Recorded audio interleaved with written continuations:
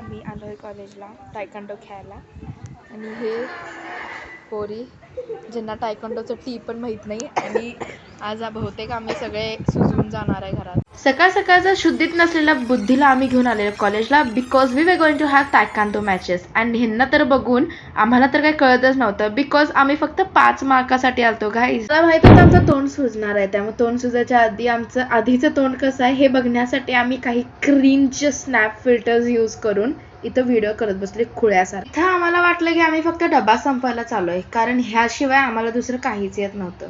ज्यांना खेळताना बघून मी तर माझे फालतूचे कन्सेप्ट लावत बसलेले.